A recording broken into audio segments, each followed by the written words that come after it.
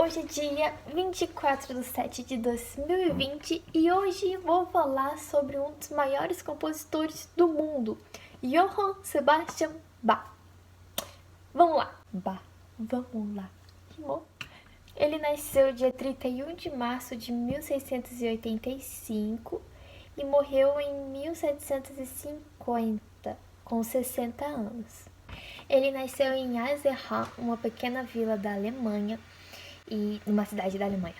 E os pais dele, a família inteira dele, tocava música. Alguns como trabalho mesmo e outros apenas por tocar, como o tataravô dele, que tocava cítara, mas ele era um padeiro, mas ele tocava muito bem.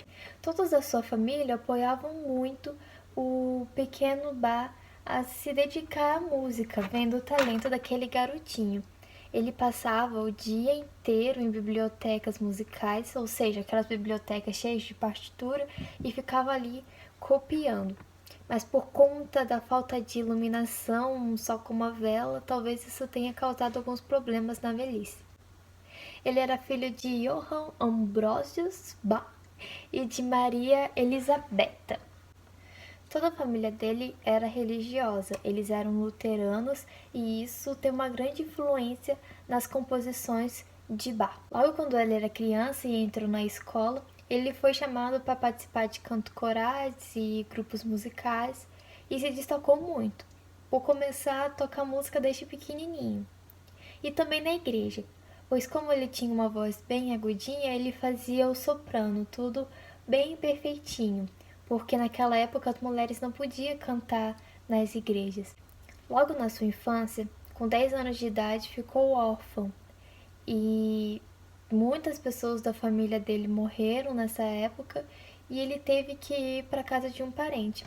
E esse parente nada mais nada menos do que um irmão mais velho que ele nem conheceu, pois como ele era o caçula da família, esse irmão já tinha saído de casa antes mesmo de Bach nascer.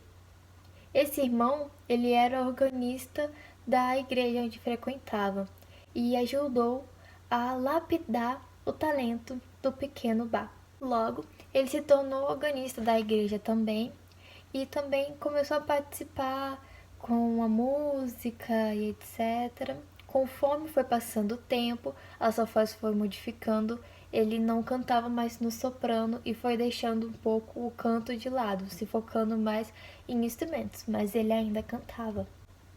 Com o seu temperamento forte e personalidade forte também, acabou que ele não conseguiu ficar muito tempo naquela igreja porque as pessoas não estavam acostumadas da forma que ele fazia música e ele acabou se mudando.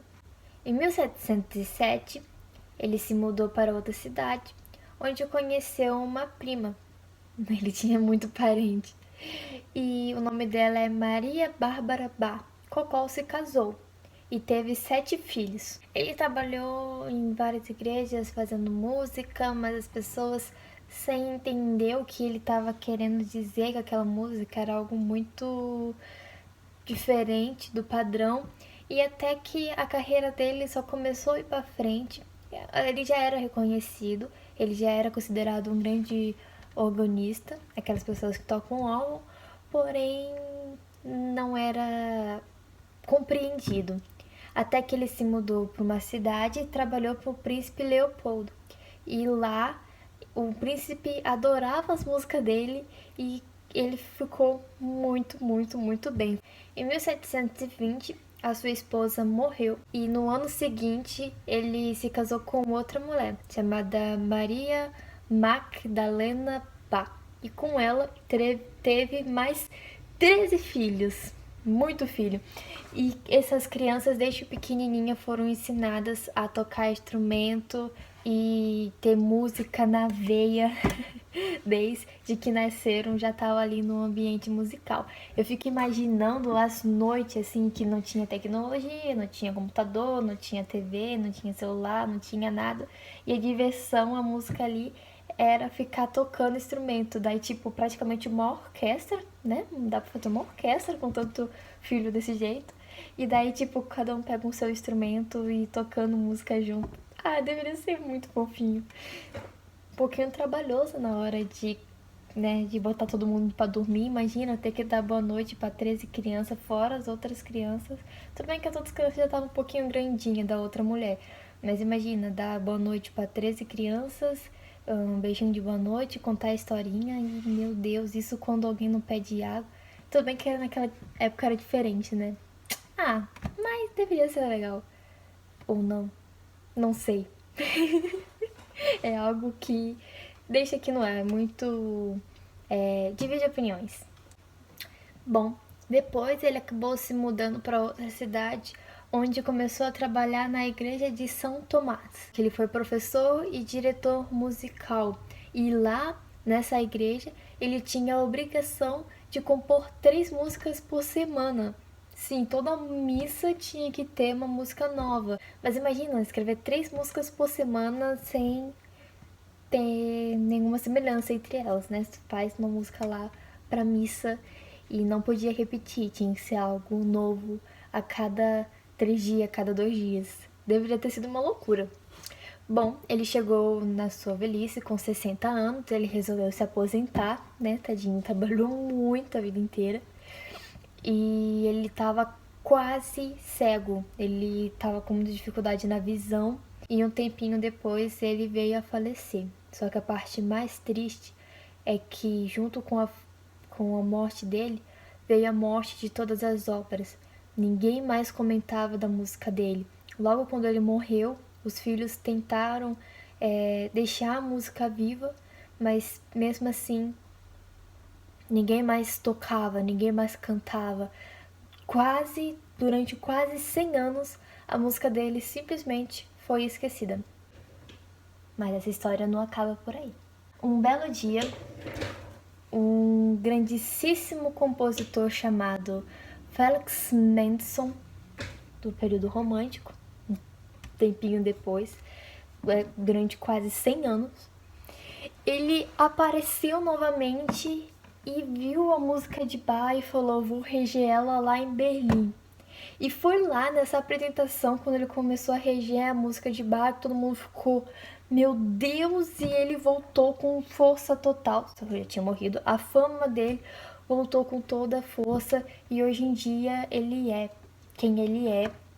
Mesmo que eu acho que hoje em dia ele tem mais fama do que ele teve durante a vida. Ele teve uma vida gloriosa, mas não comparada à fama que ele tem hoje em dia. 100 anos de silêncio não foi o suficiente para fazer com que 29 músicas para orquestra, 41 músicas de câmara, 260 para órgão, 190 músicas para teclado, 416 músicas para Deus e 36 músicas seculares, ou seja, ao todo ele fez basicamente quase 1000 obras. 100 anos de silêncio não foi o suficiente e elas conseguiram sobreviver esse tempo, por mais que sem ninguém tocar no assunto, mesmo não tocada, mesmo não cantadas, elas sobreviveram. E hoje em dia, Bach é quem ele é, considerado o pai da música ocidental. Então foi isso, é um resumo sobre a biografia dele. Tem muita coisa dele, muita coisa da vida dele. Mas eu quis deixar aqui só um resumo do que eu aprendi hoje. E muito obrigada se você chegou até o final desse vídeo e beijinho! Bach realmente foi um dos maiores compositores. Ele tinha 1,80 m, gente, enquanto Mozart tinha 1,63 m, minha altura, ele tinha 1,80 m. Caramba, você realmente foi um dos maiores compositores.